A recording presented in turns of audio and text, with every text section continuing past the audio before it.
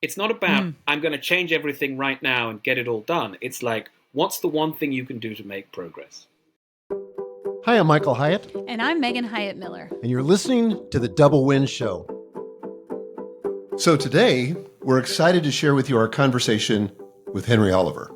So this is such a great conversation. You are going to love it. Henry may be somebody that you haven't heard of before, but he is a prolific writer and journalist with contributions to many major publications. And he has this really interesting fascination with cultural analysis and personal development. So, and kind of a contrarian. I mean, he would describe himself as a grumpy Englishman or a pessimistic Englishman. I think that's what he said. I didn't actually find him pessimistic. I found him to be a realist, but he has a very interesting point of view. And he's the author of the book Second Act, which focuses on the concept of late blooming. So if you're someone who, even as somebody who's probably excited and enthusiastic about achievement, maybe you feel disappointed sometimes that you haven't accomplished as much as you wish you could have at this point of your life, this conversation is going to be very interesting and relevant for you.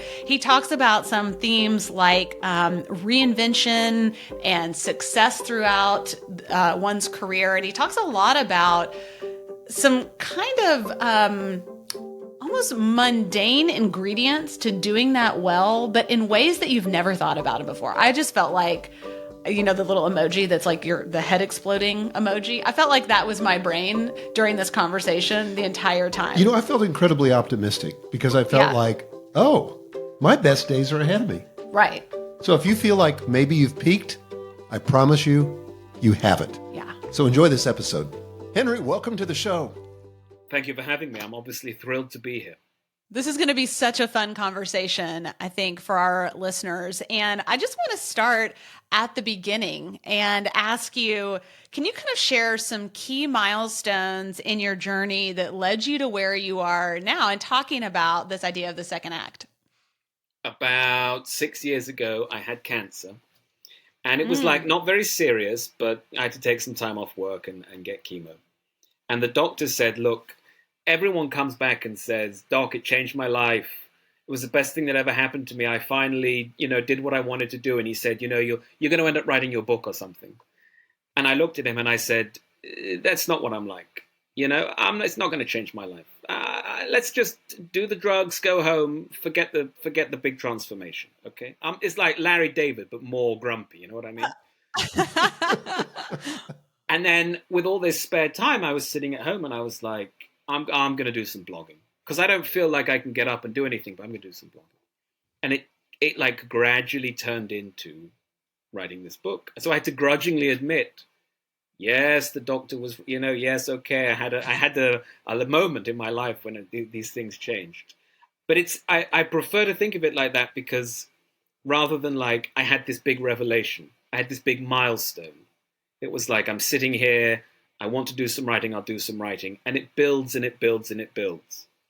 And I think that's really important. I love the phrase, a torrent is made of drips.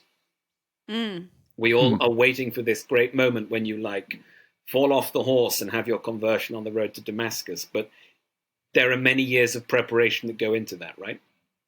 And actually the sudden process, I think, is always a slow process as well.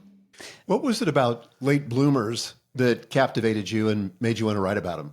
So while I was at home recovering, I read the novels of Penelope Fitzgerald, who no one here will have heard of.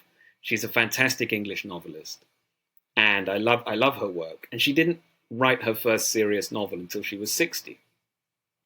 And so her story is fascinating, right? And she lived in a houseboat, and it sank, and they were homeless, and her husband was an alcoholic, and it was like this very difficult, very interesting life. And I was then listening to the economist Tyler Cowen on a podcast, and he said something like, people who haven't achieved anything yet, but maybe they will. And I thought, oh, well, that's Penelope Fitzgerald, right? Like her whole life, that's her. So I started just blogging about that, and then I thought, oh, that's Margaret Thatcher, and kind of Winston Churchill, and just names kept coming to me, and I thought, there's like a thing here.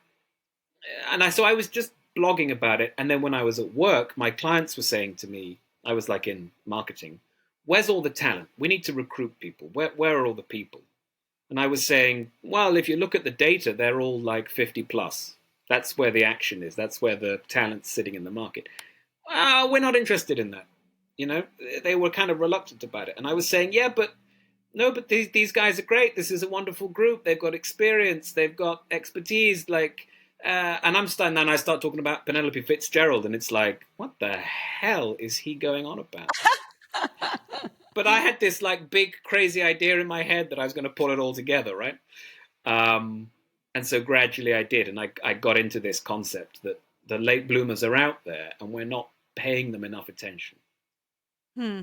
So did your ideas about late bloomers change during this recovery process as you were, thinking about it, writing about it? Did you have kind of a perspective pre-chemo that was very different than what you had post-chemo and all this research and thinking and writing, or had you just not really thought much about late bloomers in general until this point? I hadn't thought about it enough. And I would have maybe reflexively been one of those people who says, oh, writers do all their work when they're young or whatever, right? Which is just completely untrue. So yeah, no, I was one of those people who was stuck in this culture of not thinking about them. Of kind of privileging youth and all of that. Yeah. One of the interesting things to me is that it is changing right now. Like, I think it was 2 years ago, Best Actress and Best Supporting Actress, both women in their 60s. Whatever you think of the whole Joe Biden thing, a very active and lauded president who's like, 80 plus while he's in office before any quit, right? The average age of the American workforce has crept up a little bit. There are many more people over 65 working now than there were in the 90s. You go on TikTok, you see videos of like, there was this woman, she was a park ranger. She started in her 80s and she retired at 100. Like, she's really, you should Google it. She's really cool.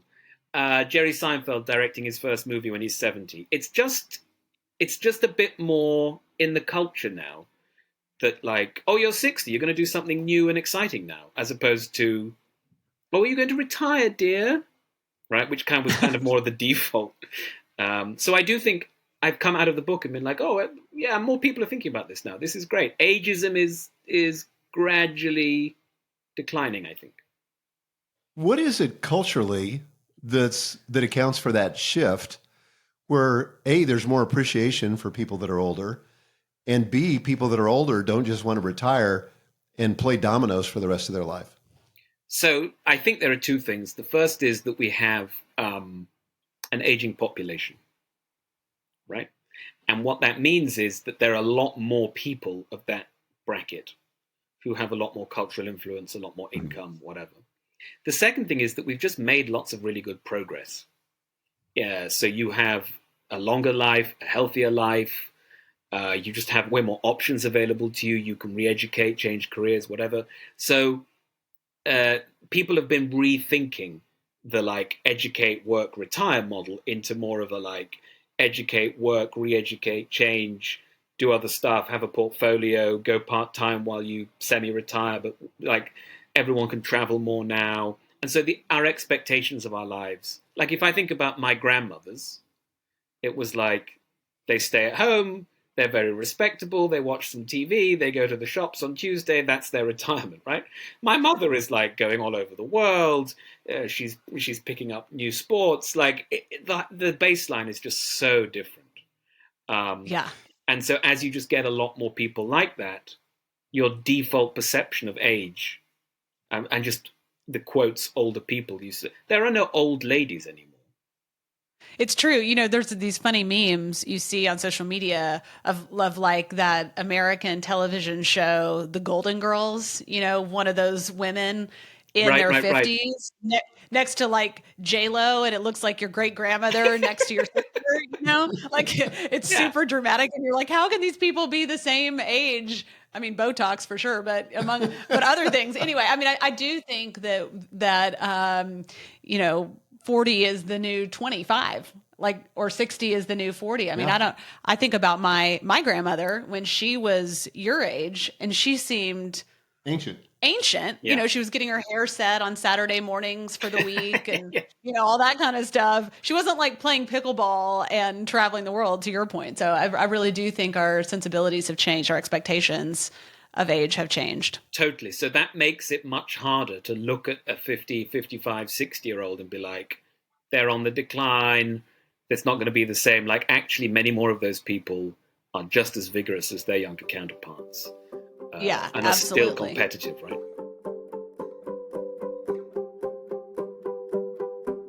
So you talk about this idea in the book of persistence and how important persistence is. Can you share an example that illustrates this and just kind of talk about that idea a little bit?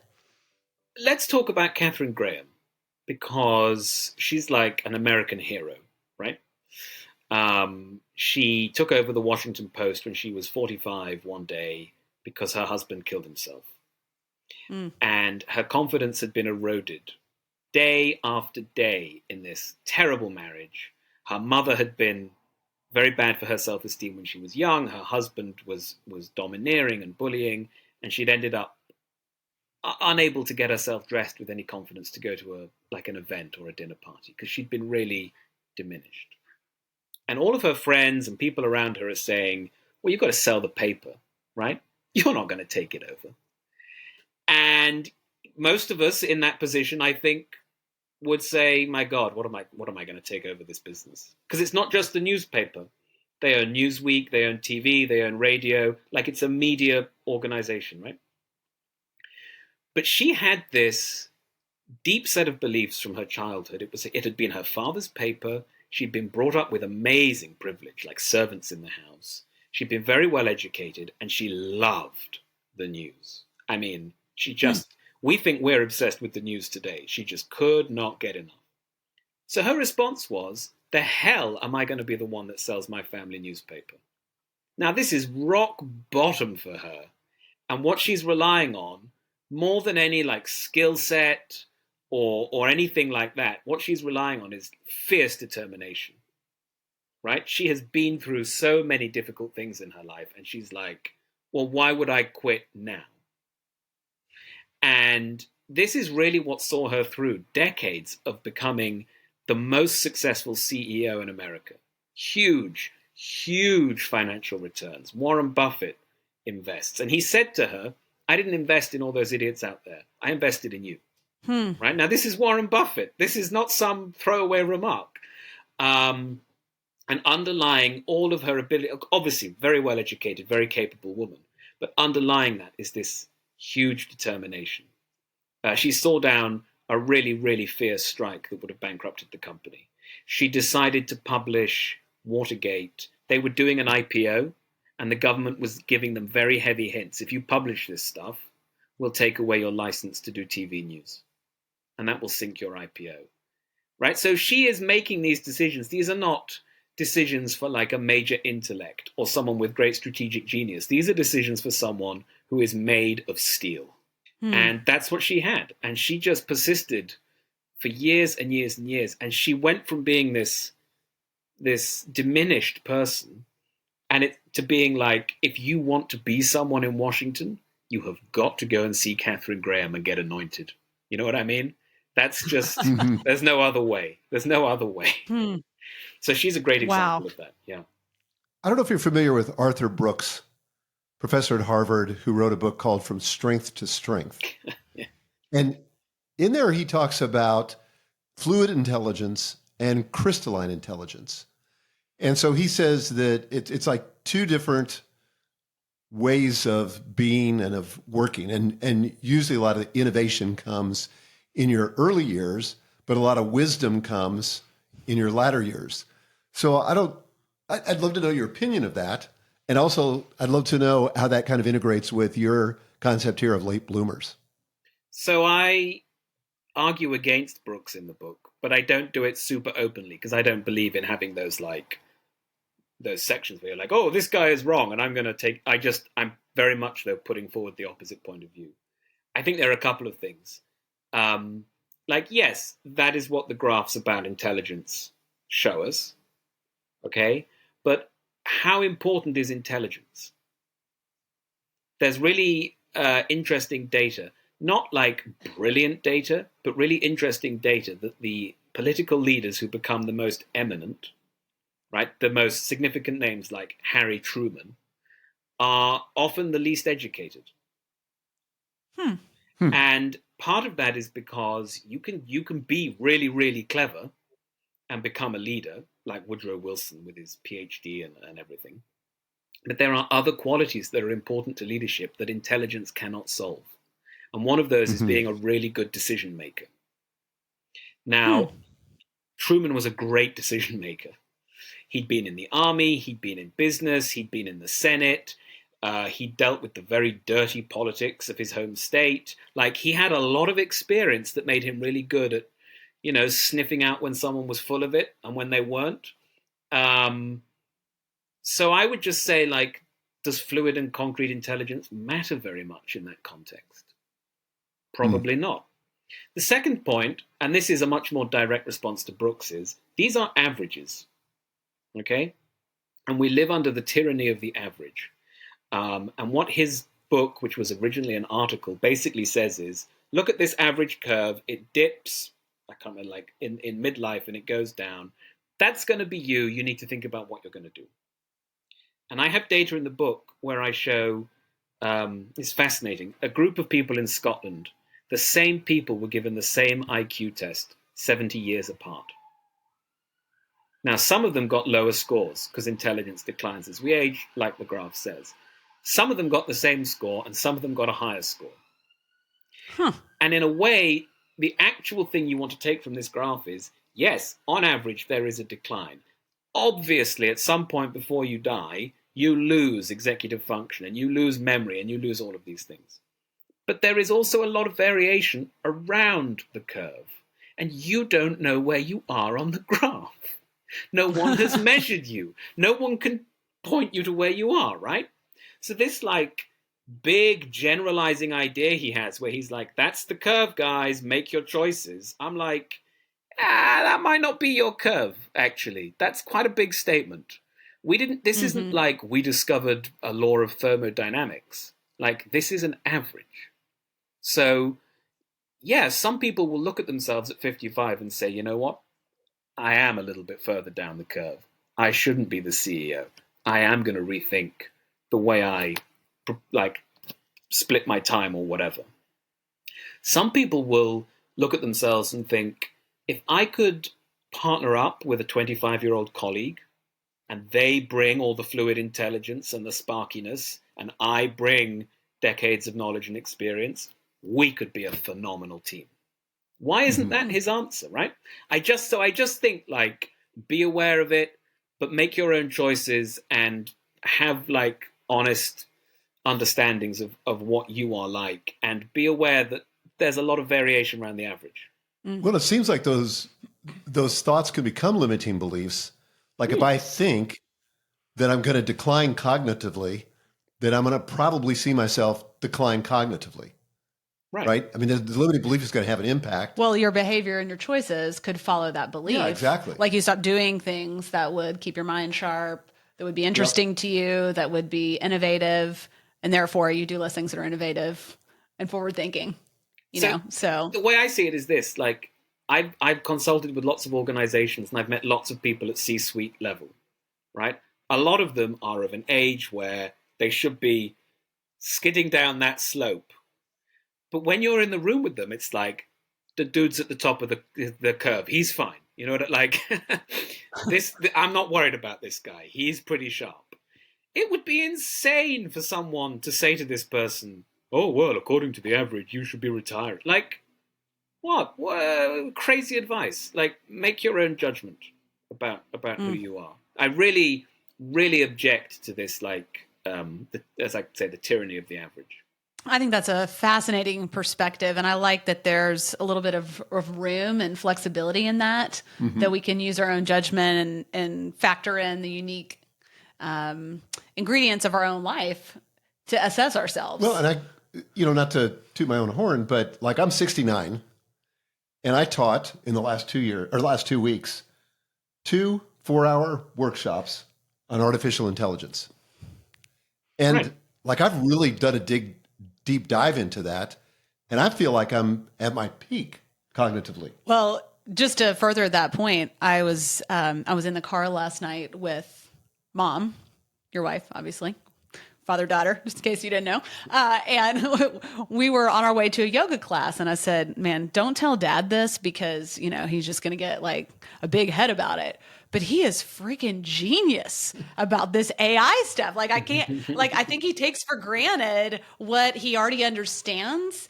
And I had this realization as I was building something with AI yesterday. I was like, oh, and I texted you about it. I was like, oh, I think we actually need to like dumb this down a little bit because you've taken for granted some of the steps here that our team, who are, by the way, all under 50, and most of whom are between probably 35 and 40, are struggling conceptually to wrap their head around. Whereas to you, it's like, oh yeah, well, blah, blah, blah, blah, blah. It's easy peasy. And so, I mean, I think that's a good example of there's nothing right now that's happening that's more innovative than what's happening with generative AI. Mm-hmm. And you're just like, yeah, I got it. Well, and so I think, anyway, I'm not saying that to toot your horn, but I think it's a good example, Henry, to your point, that the averages in this case do not apply. For actually all of the experience that you bring to the table uniquely positions you to understand it because of your programming background. You've always been interested in technology. So like your age is actually an asset. Mm-hmm. Maybe not actually your age, but your experience is an asset. But also you have the cognitive ability to think about it, as a new technology. Right. This is such a good example because like that curve of fluid intelligence is one thing. But clearly one of the other important things is that you are high in openness and you must love AI, right? These are two other factors that Arthur Brooks like can't take into account because what he's trying to do is take this one narrow thing and give you like a straightforward, it's this smart thinking genre. Here's a study. It explains something about your life. Push the button and it will change your life. And you're like, yeah, in your book where there's no other consideration, that's fine. But in my like life, which is a really messy, complicated thing with loads of other factors, the button might just not work, right? And if you're high in openness and you're like really interested in something, maybe this curve is just completely irrelevant. And so that's the message I want to get across, totally. That's good. I love that. I mean, I think that's really hopeful. Okay, so you've mentioned openness a couple of times, and I'd love for you to talk about that idea and what that has to do with being a successful late bloomer, somebody that really has a second act. Yeah, and just to add to that, you talk about this explore-exploit dynamic. Yeah. Okay, so I'll start with explore-exploit because I think that leads to openness quite nicely.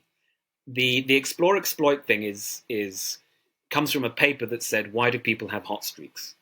Right? Sometimes a sports person or an artist or a scientist, they go into this 5, 10, 15-year period. Everything they touch turns to gold, right? Mm-hmm. Why does this happen?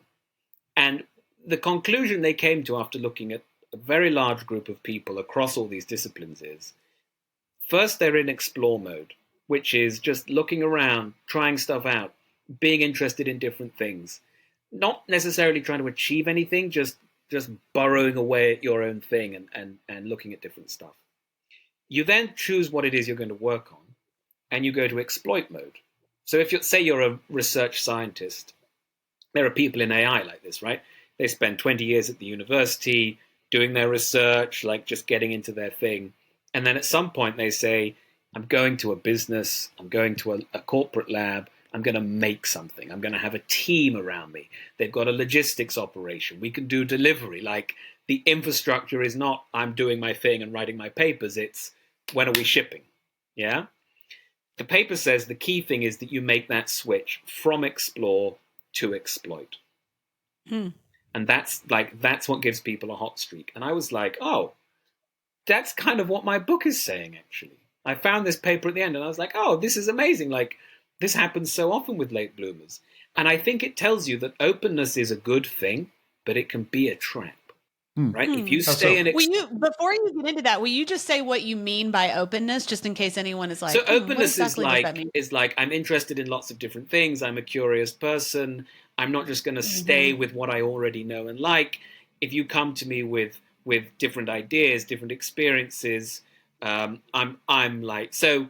A good example is I went to Dublin recently, and I shouldn't say this. I didn't know that there was much of cultural interest in Dublin, and I went to the National Gallery and I was like, "Can you show me where the Irish art is?" Because I don't know anything about Irish art.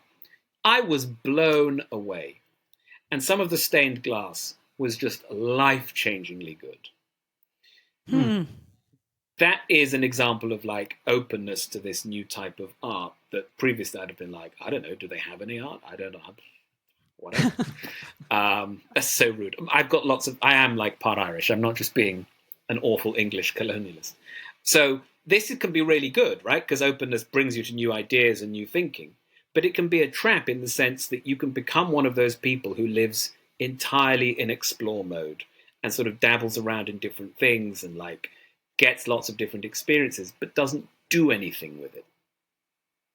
Right? And like, if you want to achieve something, if you want to make, build, create, whatever, you do in fact need to sit down and like do the logistical stuff, think about when you're going to ship, all that kind of stuff. And that's not really openness, that's something else. So you have to use openness as a driver, but like set deadlines, get stuff done, right? And that's a very different part of your personality. And I think we're very keen on openness in modern culture, but we're less keen on the more prosaic side of delivery. It's almost like openness that doesn't, flip into exploitation of some sort is kind of dabbling. Yeah, exactly.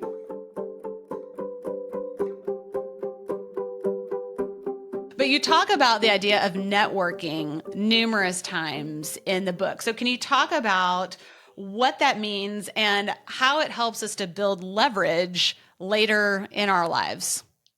We think of networks as all being about connections, right? Partly because in The Tipping Point, Malcolm Gladwell talked about connectors, and I think that idea really broke through and people still retain that in their minds. Those people who can always give you, oh, I know someone who can help you with that. I know a guy, I can put you in touch, right? And online, you're always making connections on social media and stuff. What the latest research shows is connections are like obviously important, but what really matters is influence. Are you connected to the person who can actually influence you? So you guys, if you recommend something to each other, there's like a good chance you'll take that recommendation seriously, right? If you go 1 degree removed, 2 degrees removed, how seriously you take the recommendation starts to drop off quite quickly. And what we talk about is we talk about 6 degrees of separation in a network being the magic number. You're not listening to anything anyone says at 3, 4, 5 degrees, right? So you have to really think, who is it in my network that has the influence that I need? And the mistake, because we have the connection mindset, is like, I need to know the person at the heart of the network, the most important person, someone senior, something like that.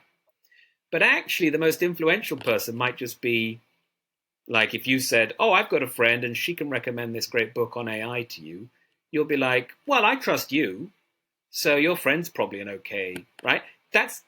Maybe she's not a very significant person in anyone's network, but she actually is the one person who you want to send your AI book to in this instance.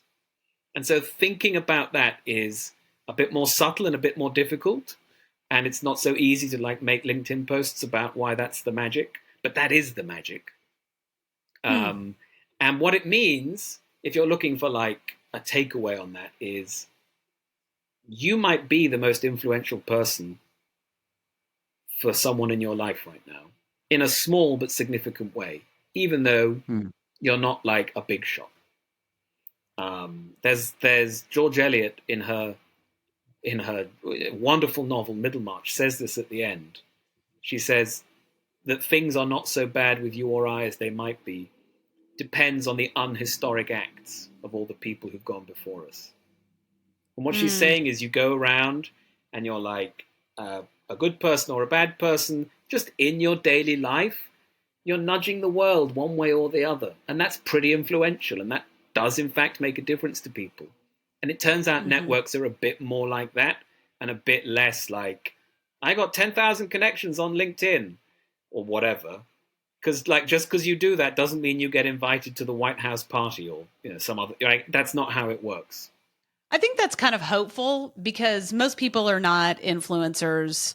Most people are not wildly charismatic or wildly extroverted. And what I hear you saying is that's fine because that doesn't even matter. This is really like on a smaller, more human scale anyway, because Yeah. if you don't have a real relationship with these people, their value, just because you're friends with someone or you have a connection with somebody on LinkedIn or another social platform, or you're in a group that of the same person as somebody or the same group as somebody else that you'd like to get to know. If it's too big and you don't have the opportunity for a real connection with them, it's not, even if it sounds great, it's not that valuable to you. It's really about the people that you can actually know. Think about like when you think about what book am I going to read, what movie am I going to see, anything like that. It used to be that you would read reviews by like major critics in the paper, and if they said good, you went and see it, right? Whereas now there are just some people, some of them are famous, some of them is like your aunt or whatever, and like you just take their recommendations because you kind of vibe with them. And if you Yep. see them tweet like, "Oh, I read this book, it was cool," it doesn't matter who they are to you. That's the influential network connection.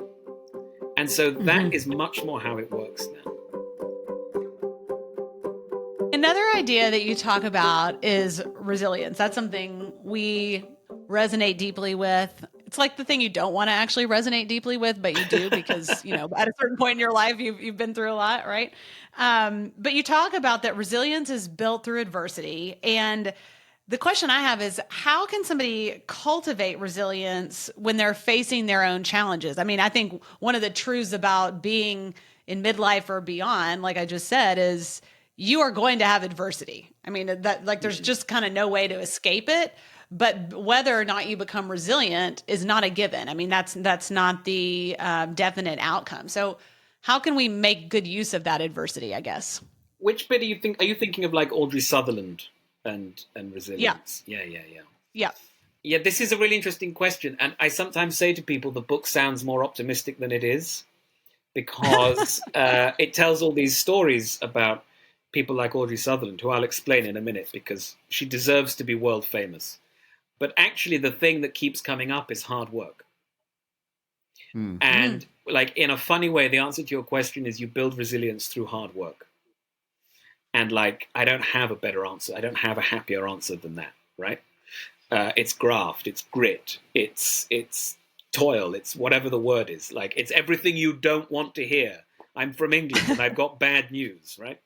The British are here and they're pessimistic, but uh, like I think hard work makes some kind of appearance on every page of this book, and that's what resilience is like. Getting to the end of doing a lot of stuff. Yeah. There's a lot of people say a lot of high sounding things and wise sounding things about resilience, and I always think, isn't it just like 20 years of doing it? If you stop, you won't build the resilience. That's obvious. If you don't stop, right? Like if say you're a cook and you have to take hot stuff out of the oven every day, and you've got the oven gloves, but like the oven is hot, you open the door and you pick it up and it's right. The first few times you do it, it's not a fun thing, and you burn yourself and you spill something and you swear in front of the children and it like you get in a flap. But when you make dinner every day for 15 years and there are people in the kitchen irritating you, you just do it, right? Now, Yep. this is a trivial example, but like that's how resilience happens. You just do it. My daughter's doing a sailing course at the moment, and she's very good at building resilience because she will just do it, and she'll go back the next day and do it again. And I honestly, I think it's that simple.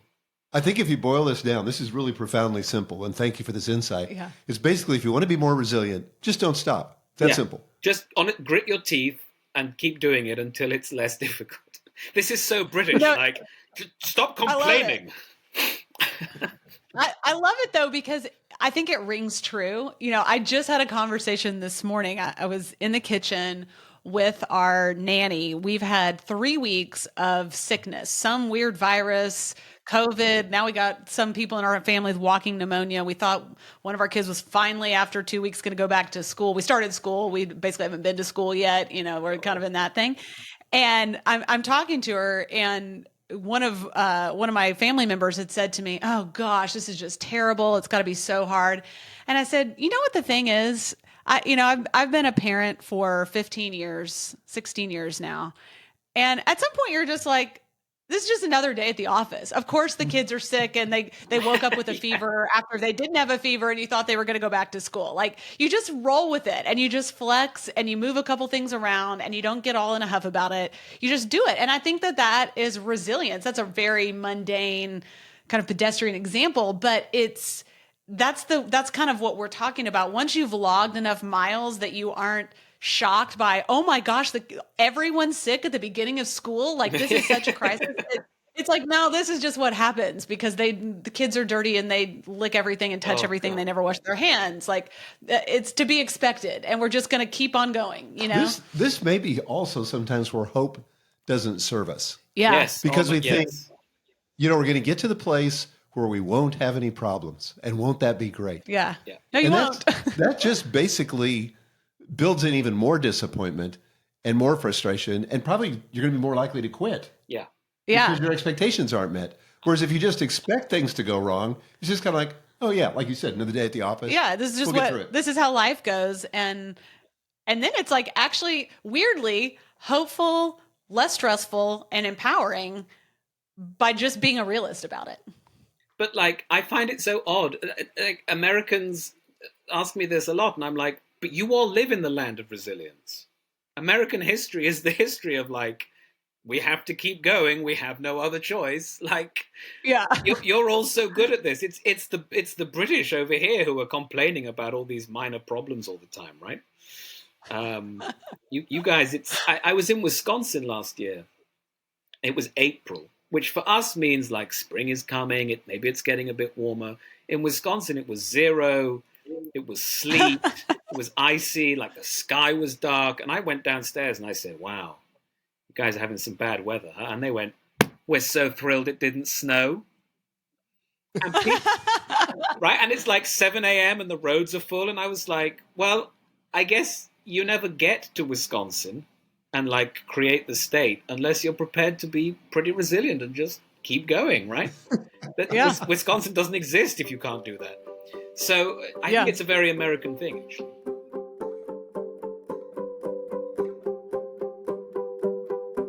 We're close to being out of time, but I want to ask you this question. I want to talk about midlife crisis as a pivot point or a catalyst for late bloomers. So what did you discover there in your research and in your thinking? Midlife crisis is often described as a bad thing. Like, these bad things will happen to you. You will have this bad mood. You will feel inadequate. You will be unhappy with your life. And psychologically, we often say, like, get a hobby and write it out. You know what I mean? Do some woodwork. Or there's this new idea that a couple of economists came up with that, like, it's a natural thing. Okay, the data patterns are clear. Your life is like a U-bend. And, it happens to chimpanzees and stuff. And it's just biology. It's not because you have teenagers and a job and a mortgage and your hairline is receding and like you thought you'd be the boss, but you're at like grade 17 or whatever. It's nothing to do with any of that. It's just nature. And I read this research and I was like, this has to be complete rubbish. The idea that, what is it, like the unhappiness hormone? Give me a break. And it turns out that research is actually quite flawed and that you can make the data fit almost any pattern you want, depending on how you... This gets beyond my understanding, but people have said statistically, like, this is not actually very robust. And I'm very interested in literature and what literature can tell us about life. And there are other studies where they take the story patterns from literature and put those on an arc and say, like, so some stories are like, person has good life, bad thing happens, story resolves happily, right? And there are lots of different variations. And I think that's a better model. Like, Your life could be any number of different sort of curves. And therefore, your midlife crisis, it might not just be a natural thing. It might be because you're unhappy with your job and that you should change it, actually. Yes, like, not in every instance, but this blanket advice of, like, you know, get a tool shed and make a salad bowl out of oak wood or like that might be a terrible idea for some people. Maybe the signals are all flashing that, yeah, change your life, you'll be happier for it. It's like being a teenager, right? Your body is changing, you feel very differently about yourself, it can be confusing. And when you're a teenager, we say, good, good, go and explore, go and discover yourself, all this rubbish, right? Go and make your place in the world. When you're 50 or 45 or whatever, we say, oh, just ignore all that. Just ignore it. Don't worry about that. That's not a thing. And I'm like, yeah, no, that might be, if there are a lot of lights flashing on the dashboard, sometimes that's a thing. Like, and again, it's the tyranny of the average. For a lot of people, maybe they should get a hobby or like whatever. But for some people, that is the wrong advice. And I just want to have this more individual conception of how people should think about their lives, and less of this like system. What is it that you want people to take away from the book? People who maybe have thought, maybe they're in a midlife crisis and maybe they think that that signals the end and it's going to be a long downward slope to their demise. But what do you want people to take from this book? What is your hope that the reader would get? Let me answer that with Audrey Sutherland, because I said she should be famous, and this is why. When she was 40, she looked out of the window of a plane and saw some Hawaiian coastline and said, I want to explore that. And so she left her kids to fend for themselves. One of them was like an old teenager, so they could. And she went off doing this exploration, and she nearly killed herself. And I don't say in the book that she had a midlife crisis, but like going off on almost on a whim and like nearly killing herself, you could make that case. She spends years developing her kayaking skills, developing her exploring skills, going all around different Hawaiian islands. And then when she's 60, she says, she looks out of another plane window and she says, I have to go down there. And it's British Columbia and Alaskan coastline. So it's like Arctic. So she goes from the lovely warm waters of Hawaii, right? Of Hawaii, on her own, age 60, solo exploring in the Arctic. We're talking bear encounters, cabins where the roof is fallen in, like all this stuff. And she goes in a bright orange inflatable kayak. Then obviously all the high up kayaking people mock her about. So she becomes famous for this, and she starts giving talks, mostly about how to inflate your kayak and how to paddle and whatever. But at the end, she says, she does this wonderful advice thing, and this I want to like tell your listeners this advice because it's really good. She says, close your eyes. Okay? You guys obviously don't have to close your eyes. That would be weird. Close your eyes and think about like what is the one thing you want to do. Someone's going to give you $5 million. Now, this was the 80s, so adjust upwards accordingly. But what will you do with that money? Now, and she lets them sit for a minute and do the right. Now, open your eyes and tell me, what's stopping you? Why don't you just do it? And obviously people love this and it's very inspiring. But then one day this guy stood up, this grumpy guy, and he was like, I'll tell you what's stopping me. I've got a wife. I've got 3 kids. I've got a mortgage. My parents, right? You get all this stuff. Now, Audrey Sutherland is the wrong person to say this to because she had 4 kids and she was a single mother and she didn't earn very much money. And they lived in this like remote house near the beach. And for a long time, they couldn't get TV reception. And like she had to forage some of her material. If she saw like someone was throwing out rope, she would get out of her truck and go and look and like, is this good rope? I can use this rope. I'll take this home. Like that's how she was getting her stuff. So she looked at him and she was like, okay, well, you have to think, what is the one thing I can do today? It's not about, I'm going to change everything right now and get it all done. It's like, what's the one thing you can do to make progress? So Audrey Sutherland was always checking her equipment, studying the maps, tinning food that she could take with her, going out and practicing capsizing herself, right? Anything she could do to keep herself ready to make a little bit of progress today. And you see people say this advice again and again and again. And I think that is the heart of it. I love that because I think it makes achievement in general so much more doable and so much less overwhelming. I think sometimes, if we had some of our listeners in this room with us right now, they might say, gosh, when I think about the rest of my life and what am I going to do with it? I mean, it just feels so existential, and it feels like this huge thing, and I've got to do something really grand. And I feel like what you're telling us is like, just go do the next right thing and don't overcomplicate it. Like it's not actually that hard. You're making it harder than it is. Totally. And I think that's really hopeful. Mm-hmm. That's like bad news that's good news. She didn't know she was going to the Arctic when she started, right? She just knew she wanted to do Yeah. exploring, Yeah. wanted to do, and she builds it up, and she becomes that person. And I think that's we all know we want to visualize ourselves, we want to express ourselves, all this. Like, just do the thing you need to do today, and stop yakking about I love that. That is a great takeaway.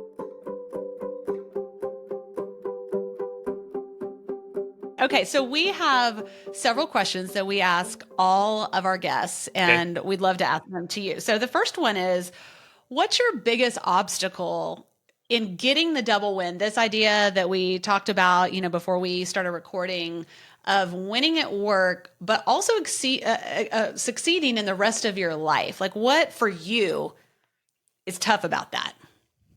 So I'm a writer, and my wife is a stay-at-home homeschooler. So we have made two very big decisions with significant financial consequences. And so I sometimes have to be busy. Yeah. Right. But on the flip side, I am in the house a lot of the time, in the flat a lot of the time, and my kids are, because they don't go to a school.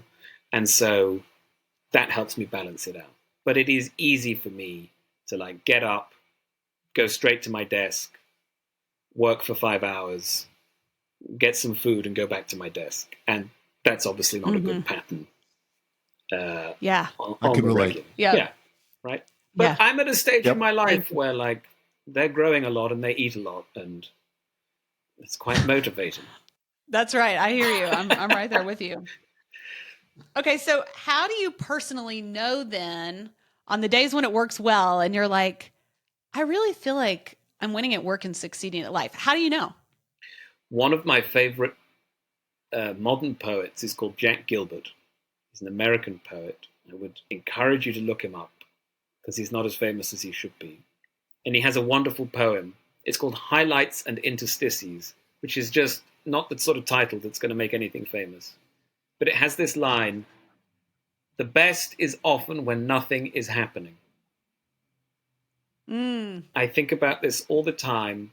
The other day, I don't remember where we were, but I had to walk home with my son. It's like a 20-minute walk. We did some chatting. We did some walking in silence. We pointed things out. We walked quietly. We went into a shop. It wasn't like quality time or whatever people say, but it was great. And that's what you want, right? The best is often when nothing is happening. So that's what I try and bear in mind. I love that. That's a great answer. Really good. Okay, last one. What's one ritual or routine that you have that helps you do what you do? I don't believe in that stuff. Oh, okay. Okay, say more. Well, probably my wife would be like, "You're totally insane. You have more rituals than anyone alive." I see myself as you just have to get to your desk and do it. Rituals. I wrote a post about this because I blog about literature, and one of the things people love to do with writers is be like, "What's the routine? What's the ritual? I need a special What's pen. the magic? Oh, and I need this particular tea, and and there's all this stuff."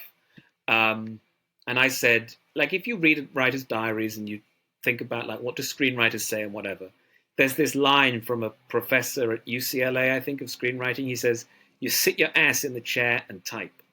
Okay, that is it. that is it. And maybe some people need the routines and they need it. I have coffee, whatever, but that's what it is, isn't it? You just have to get it done. And I don't just do it. I don't believe in the magical power of whatever. How do you make yourself do it? On the days you're like, I don't want to go sit at my desk. How do you get your butt in the chair? So I no longer have those days because like I just want to be a writer and I am a writer. Love it. So I've like joined up my motivation with my work. And I think I interviewed an economist called Robin Hanson. He's very interesting. He's very interesting on like a whole range of topics, including aliens. You should check out his blog because he's like just generally fascinating. But he said this wonderful thing to me. Motivation is the closest thing we have to magic. Oh. Motivation is the closest thing we have to magic. Once you get motivated for your own sake, not because like I have to pay the bills, I have to do a report, but like that's what I want to do, you will have zero problems. Everyone knows this.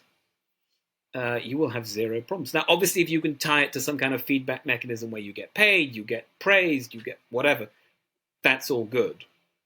But that's I think the only real answer to that question. Yeah. You know, one of my favorite authors is Stephen Pressfield. And all of his content, you know, about the war of art and, right, you know, just the exhortation to just sit down and do it. Yes. You know, I found it enormously refreshing because he kind of cut through all the BS and got right to the point.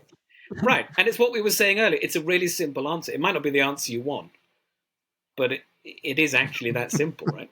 Henry, this has been a delightful conversation. Yeah. Thank you so much for joining us. Yeah. Hey, I had a great time. You asked really good questions. I was so pleased to be here. That was such a fun conversation. First of all, let's just talk about his fabulous accent and all of his amazing like Britishisms. I just love it. You know? I know. I'm fascinated by British culture. And I automatically think if you have a British accent, your IQ goes up by like 10 points. But also, he's really smart. Yeah, he is really smart. He's really smart. And one of the things that I appreciated about his perspective is that he's not just drawing on social science or psychological data. He's really looking at history. He's looking at all of these stories of historical figures or maybe people that are lesser known, but as examples for what he's talking about who are late bloomers. And I don't know about you, but I found myself in a lot of those stories that he was telling. I did too. And I was fascinated by his sort of analysis of Arthur Brooks' perspective on fluid versus crystalline intelligence or crystallized intelligence, because I love Arthur and, you know, I've loved his books and obviously we've had him on the podcast. But the thing I thought that was really interesting and nuanced was Henry's kind of critique that, yes, he called it the tyranny of the averages, but the idea that, yeah, that explains the averages, but it doesn't explain the individuals within the set. So we don't have to follow the law of averages. Yeah. You know, the average person, the average male in America dies at 78. But that doesn't mean I have to die at 78. Yeah, please don't. Right? So I'm planning to live, God willing, much longer than that. But I thought that was kind of refreshing. It'd be really fun. In fact, I'd pay money to see this, to have Arthur and Henry in the same room, like debate it. Yeah, let's do it. We could host a debate. That would be so exciting. I loved what he said about resilience. I did too. Basically, just we're living that. We're living that. I mean, I feel like if I had a story of my life or like a subtext, it would be just don't quit. You know, like any success that I've had has really been attributable to the fact that I just don't quit. I just keep going. I have a lot of tenacity. And that's not very sexy. And that's not like, you know, we always love to know, like, what's the secret? Like, it's some magical thing that if we knew, it would eliminate the need for all that. And gosh, I wish that were true. It's just not.